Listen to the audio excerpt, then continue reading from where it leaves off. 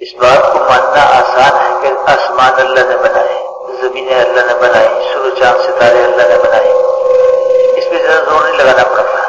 آدمی جو آ کے اٹک جاتا ہے وہ اس بات پہ کہ جو حالات دنیا میں آ رہے ہیں، ایک فرد پہ، ایک خاندان پہ، ایک قوم پہ، پوری دنیا میں، یہ حالات بھی اللہ ہی کی طرف سے آتے ہیں۔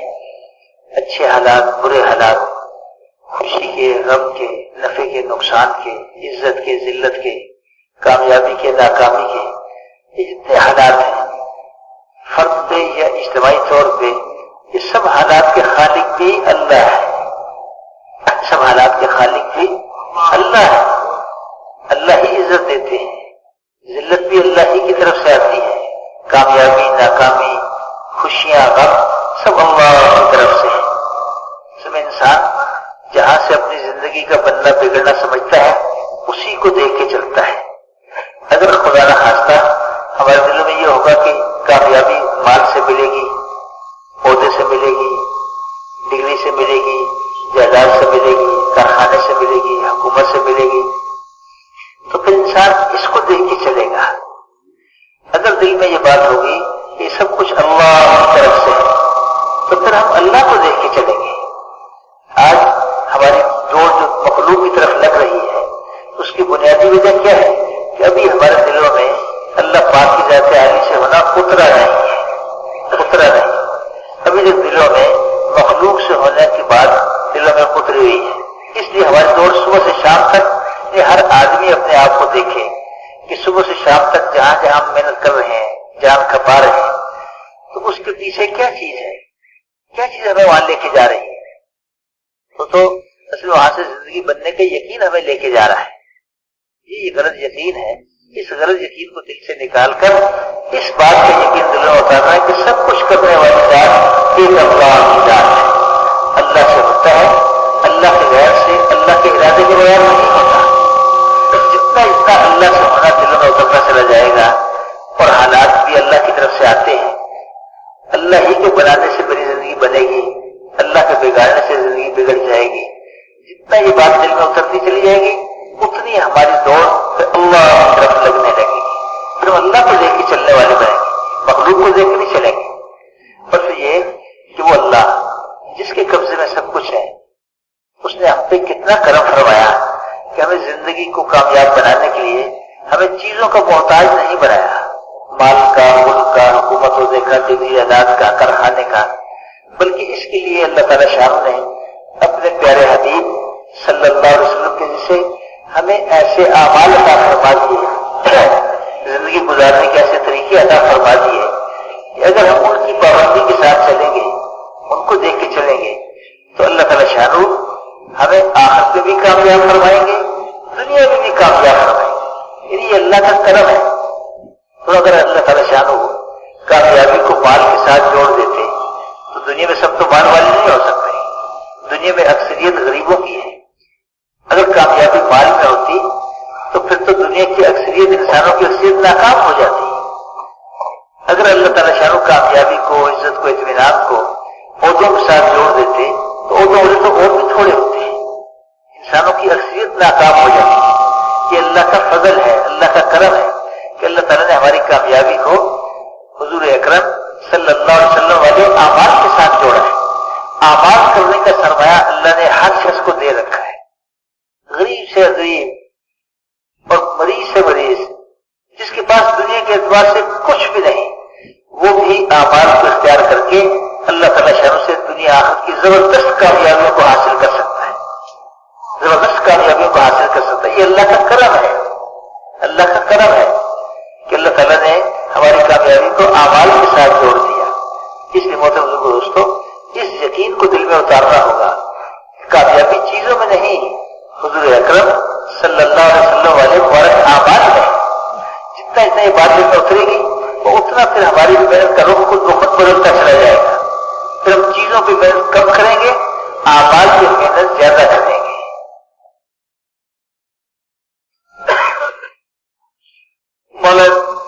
আজকের যে আমাদের ধারণা যে কামিয়াবি হলো মালের মধ্যে, কামিয়াবি মুলকের মধ্যে, কামিয়াবি ডিগ্রির মধ্যে, এই পরিমাণ মাল হয়ে গেলে আমি কামিয়াব হয়ে যাব, রাজত্বের মালিক হয়ে আমি কামিয়াব হয়ে যাব, এই ডিগ্রি অর্জন হলে আমি কামিয়াব হয়ে যাব। মেরে মোহতারাম দোস্তার বুজুর্গ, এটা হলো গলত ইয়াকিন। আল্লাহ তাআলা কামিয়াবি কোনো মালের মধ্যে রাখেন নাই, কামিয়াবি কোনো মুলক হাসিল করার মধ্যে রাখেন নাই, কামিয়াবি কোনো ডিগ্রি আর পদের মধ্যে আল্লাহ তাআলা রাখেন নাই। কামিয়াবি তো রাখছেন আল্লাহ তাআলা দ্বীনের মধ্যে। বলেন যে কথাটা তো আজকে আমরা সহজেই মানি, মানাটা খুব সহজ, যে আসমান আল্লাহ তাআলা বানাইছেন, জমিন আল্লাহ তাআলা বানাইছেন, চন্দ্র সূর্য আল্লাহ তাআলা বানাইছেন। আল্লাহ তাআলা চাইলে আরো লক্ষ লক্ষ চন্দ্র সূর্য আপনার আপন কুদরতের দ্বারা বানাইতে পারতেন, লক্ষ লক্ষ আসমান আল্লাহ তাআলা বানাইতে পারতেন। বলেন যে এই কথাটা তো আমাদের জন্য মানা সহজ হয়ে যায়, কিন্তু কিছু একটা জিনিস এমন আছে যেটা আমরা মানা আমাদের জন্য খুব কঠিন। যেমন হালাত সমস্যা আসে কোন ব্যক্তির উপরে, কোন পরিবারের উপরে, কোন এলাকায়, কোন অঞ্চলে, কোন দেশে সমস্যার সৃষ্টি হয়। এটাও যে আল্লাহ তাআলা করেন, এটাও যে আল্লাহ তাআলা ফয়সালা অনুযায়ী হয়, এটা আমাদের জন্য মানা খুব কঠিন। এটা আমাদের যুক্তিতে ধরে না, এটা আমরা মানতে পারি না, এটা আমরা মানতে পারি না। না, মেরে মুহতারাম দোস্ত বুজুর্গ, যেমনি ভাবে আল্লাহ তাআলা আসমান বানাইছেন, আল্লাহ তাআলা জমিন বানাইছেন, কারণ আজ পর্যন্ত কোন মানুষ এই কথাটা দাবি করে নাই যে আমি আসমান বানাইছি, আমি জমিন বানাইছি। এই জন্য এগুলো আপনার আল্লাহ তাআলা বানাইছেন, এটি স্বীকার করা সহজ। কিন্তু হালাত, এই অবস্থা, সমস্যা, এটা যে আল্লাহ তাআলা করেন, এটা আমাদের জন্য মানাটা কঠিন। আরে আসমানের নিচে জমিনের উপরে যা কিছু আছে সবই তো মাখলুক। এই সমস্যা যেটা, এটা তো আসমানের নিচে আর জমিনের উপরেই, এটাও মাখলুক, এটাও আল্লাহ তাআলার বানানো, এটাও আল্লাহ তাআলার বানানো। যখন মানুষ এই কথাটা ইয়াকিন করবে যে হালাত নিজে নিজে আসতে পারে না, নিজে নিজে আসার কোন শক্তি তার নাই, আল্লাহ তাআলা যখন যেখানে যে হালাত, যে সমস্যার সৃষ্টি করতে চাইবেন, যে অবস্থায় রাখতে চাইবেন, ওইখানে ওই অবস্থারই হবে, ওই হালাতই হবে, ওর ব্যতিক্রম হইতে পারে না। এই হালাত আল্লাহ তাআলারই বানানো, চাই ব্যক্তিগত ভাবে হোক, চাই সমষ্টিগত ভাবে হোক। মেরে মুহতারাম দোস্ত বুজুর্গ, এটা আল্লাহ তাআলারই বানানো। আল্লাহ তাআলা যদি চান, বিভিন্ন হালাতের সম্মুখীন হয় মানুষ। কারো উপরে ইজ্জতের হালাত আসে, কারো উপর জিল্লতির হালাত আসে, কারো উপরে সুখের হালাত আসে, কারো উপর দুঃখের হালাত আসে, পেরেশানি আসে, মিনানে আসে, যে হালাত, এটা আল্লাহ তাআলারই বানানো। এইটা উপরে বিশ্বাস করা, এই কথাটা বিশ্বাস করা আমাদের জন্য কঠিন। কঠিন কেন? কারণ হলো এখন পর্যন্ত আল্লাহ তাআলাই সবকিছু করেন, এই পরিপূর্ণ ইয়াকিনটা আমাদের দিলের মধ্যে এখনো পয়দা হয়। আল্লাহ তাআলাই একমাত্র, শুধুমাত্র আল্লাহ তাআলাই সবকিছু করেন, করতেছেন, করবেন, কারো সাহায্যের দরকার হয় নাই, হইতেছে না, হবে না। এই কথাটার ইয়াকিন আমাদের দিলের মধ্যে এখনো আসে নাই, দিলের মধ্যে বসে নাই। এই ইয়াকিনটাকে দিলের মধ্যে আনার জন্য, বসানোর জন্যই হলো, হাসিল করার জন্য, অর্জন করার জন্যই হলো এই নবীওয়ালা মেহনত। মুহতারাম দোস্ত বুজুর্গ, যখন নাকি এই কথার ইয়াকিন আমাদের দিলের মধ্যে আসবে যে আল্লাহ তাআলাই সবকিছু করেন, কারো সহযোগিতা ব্যতি রেখেই আল্লাহ তাআলা সবকিছু করেন, করতেছেন, করবেন, এই কথা যখন নাকি আমাদের দিলের মধ্যে আসবে, তখন আমাদের যে দৌড়াইতেছিলাম মখলুকের দিকে, ওর গতি পরিবর্তন হয়ে যাবে। গতি কি হয়ে যাবে? পরিবর্তন হয়ে মখলুকের থেকে খালেকের দিকে চলে যাবে। যখন ইয়াকিন পরিবর্তন হয়ে যাবে, ইয়াকিন ঠিক হয়ে যাবে, সহি হয়ে যাবে, তখন আমাদের দৌড়ের গতি ঠিক হয়ে যাবে, পরিবর্তন হবে। যেমন আমরা মখলুকের দিকে দৌড়াইতেছি, মালের দিকে দৌড়াইতেছি, মুলকের দিকে দৌড়াইতেছি, ওহদার দিকে দৌড়াইতেছি, তখন ওই দৌড়ের গতি পরিবর্তন হয়ে যাবে, লক্ষ্য বস্তুর পরিবর্তন হয়ে যাবে, তখন আমাদের দৌড় আল্লাহর দিকে শুরু হবে। মেরে মুহতারাম দোস্ত বুজুর্গ, আল্লাহর দিকে যখন আমাদের দৌড় শুরু হয়ে যাবে, তখন আমরা আমাদের কামিয়াবি দেখব আমালের মধ্যে। কারণ মালের মধ্যে, মুলকের মধ্যে, ওহদার মধ্যে যদি কামিয়াবি আল্লাহ তাআলা রাখতেন, তাহলেও তো আল্লাহ বান্দাদের মধ্যে খুব কম সংখ্যক মানুষই কামিয়াব হতে পারত, খুব কম সংখ্যক মানুষ। কারণ দুনিয়াতে মালদারদের সংখ্যা বেশি না গরিবদের সংখ্যা বেশি? গরিবের সংখ্যা বেশি। যদি কামিয়াবি আল্লাহ তাআলা মালের মধ্যে রাখতেন, তো মুসলমানদের মধ্যে বা আল্লাহর বান্দাদের মধ্যে সামান্য কিছু মানুষ কামিয়াব হইতো, আর অধিকাংশ মানুষ নাকাম হয়ে তারা জাহান্নামে চলে যেত। আল্লাহ তাআলা এমন একটা জিনিসের মধ্যে কামিয়াবি রাখলেন যেটা অধিকাংশ মানুষের কাছে নাই, অথচ আল্লাহ তাআলা চান বান্দা কামিয়াব হয়ে যাক। তাইলে আল্লাহর এই ব্যবস্থাটা কি সঠিক ব্যবস্থা হইতো? কামিয়াবি আল্লাহ তাআলা মালের মধ্যে রাখেন নাই, কামিয়াবি আল্লাহ তাআলা রাজত্ব অর্জন করার মধ্যে রাখেন নাই, মুলকের মধ্যে রাখেন নাই। তাই যদি হইতো তো দুনিয়াতে তো মাত্র কয়েকশো দেশ, তাহলে বাকি এই শত শত কোটি মানুষ সব নাকাম হয়ে যেত। আল্লাহ তাআলার ব্যবস্থাটা এমন অসম্পূর্ণ ব্যবস্থা হইতো যে আল্লাহর ব্যবস্থার কারণে আল্লাহ তাআলার কয়েকশো কোটি বান্দা তারা নাকাম হয়ে যেত। আল্লাহ তাআলা এটা কোনো ওহদার মধ্যেও রাখেন নাই, কারণ ওহদা তো খুব সীমিত, পদ খুব সীমিত, পদ একটা দুইটা